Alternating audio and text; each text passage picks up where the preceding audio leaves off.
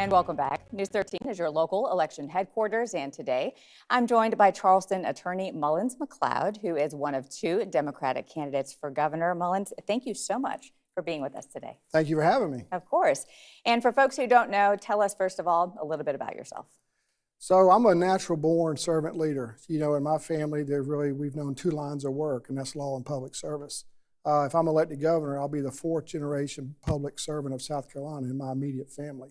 I spent the last 25 years in the private sector really training to do the job that I think our next governor needs to do, and that is to clean up a failed, broken, and corrupt political system that's causing really direct economic harm to innocent people all over South Carolina every single day.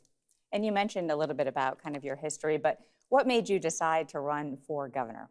So it's you know, the truth of the matter is I had a very comfortable life in the private sector. But you know, the way I was raised, to whom much is given, much is expected in return. And something's just gnawed at me really for the last 2 years, and that is, am I doing enough? And I came to the conclusion that I'm not. You know, people in South Carolina are hurting. You know, I spent 4 months at my desk researching where we are as a state before I made a decision to run, because I wanted to really look at it and see where we are, our roads, our education, our access to quality health care. And the truth of the matter is, we're no better off today than we were 30 years ago. And there's a reason, and it's called political corruption. What makes me very unique is that I got the goods on these guys, and I can prove it. And that's what I've been doing in courtrooms for the last 25 years. You know, the thing about a truth teller, which I am, it's easy to speak the truth because you can see the truth. And I'm going to speak truths in this campaign that have needed to be spoken in our state for a long, long time. And let's delve into that a little bit. On your website, under your platform, it says, quote, South Carolina's cancer of corruption must be cured and replaced with common sense, ambitious programs. So explain what that means, basically. Well, not programs, but it's servant leadership. So really what has happened in South Carolina is, the truth is matter, there's a class system. There's a political class, the donor class, and then we the people. So what happens is politicians, they go around the state with their hand out to the large for-profits and the wealthy donors. And when they get to office and political power, they do their bidding at our expense. Servant leaders do not do that.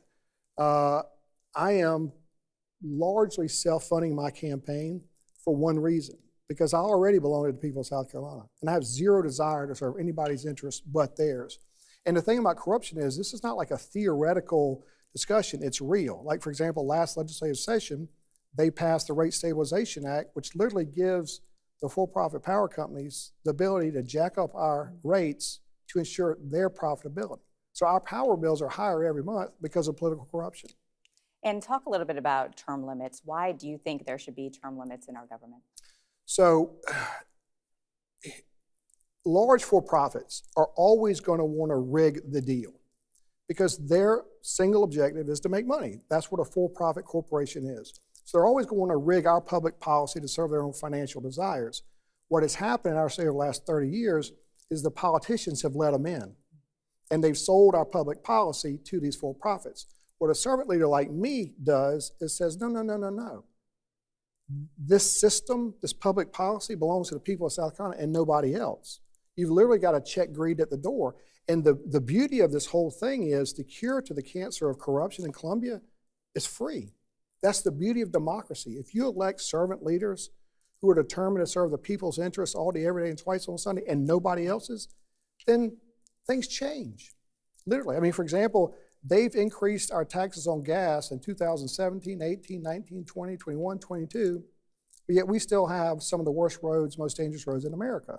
Well, that's not an accident. There's a reason. Right now, you know, you've got a foreign China-owned car manufacturer in Charleston that we, the people of South Carolina, are paying to build them their own dedicated railway line straight from the port into their manufacturing facility. That makes no sense. That only happens in a corrupt world. But yet we, the people, pay for better roads and don't get them. And there's a reason. It's political corruption. And you think that by limiting people's time in office, their terms, that helps that? Yeah, there are two. So here's the thing about term limits.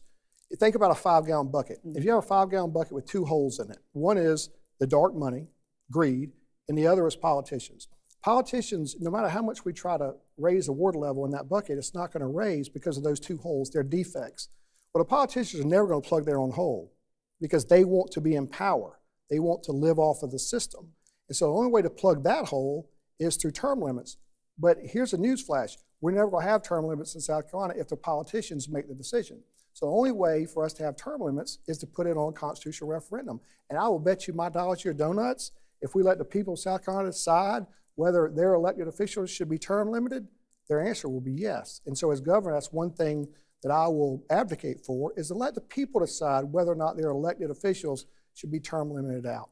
Okay. And Mullins, you know, back in August, that video surfaced of you in the back of the police car in handcuffs. In that video, you were seen shouting profanities and some slurs. After that video came out, though, you decided to continue your campaign for governor. Tell us about that incident and why you wanted to stay in this fight. Yeah. So there's some things, my hands are tied to a certain extent as far as what I can talk about that night. And my obligations to the voters of South Carolina, and I promise them and I promise you, long before they go to the polls, I'll be able to tell them exactly what happened that night.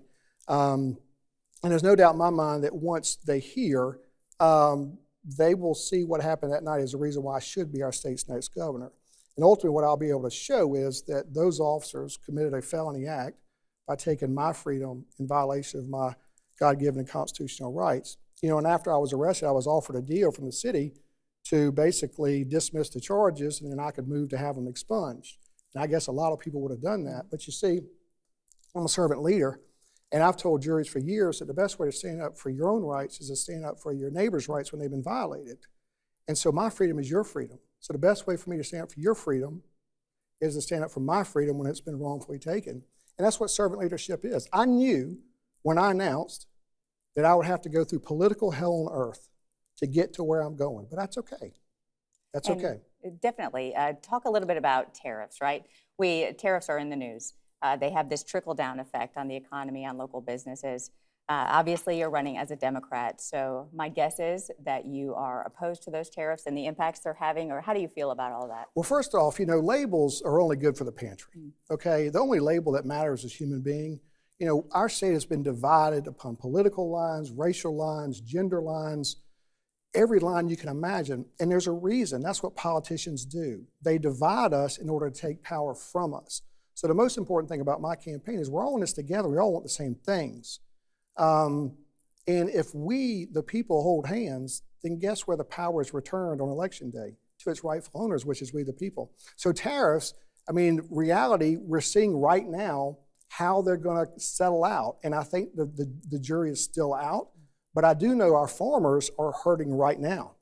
They're hurting right now because soybeans, for example, are not being bought from our local farmers. And look, agribusiness has been our state's #1 economic sector for the last 50 years, if not longer. Right. And so we have to do everything we can in South Carolina to support our farmers, to give them what they want when they need it. They're the ones that grow food that we put on our tables. And I don't think tariffs are helping them at all. Another issue that's impacting farmers, another hot topic, is immigration. You know, where do you stand on that topic? What have you heard from people you've talked to, and what are you hoping for as we move forward? So immigration is obviously, we in South Carolina live in the United States of America, and the federal laws set the laws for immigration. And so as governor, it's my role and responsibility to enforce the federal laws. What has happened with this idea, not the idea, but immigration, is that corrupt politicians race bait. They see it as a way to gain political favor, to divide people on racial lines, and servant leadership doesn't do that. Here's the deal. Do you know what brown people want? Safe streets. Do you know what black people want? Safe streets. Do you know what white people want? Safe streets. We're all in this together. We all want the same things.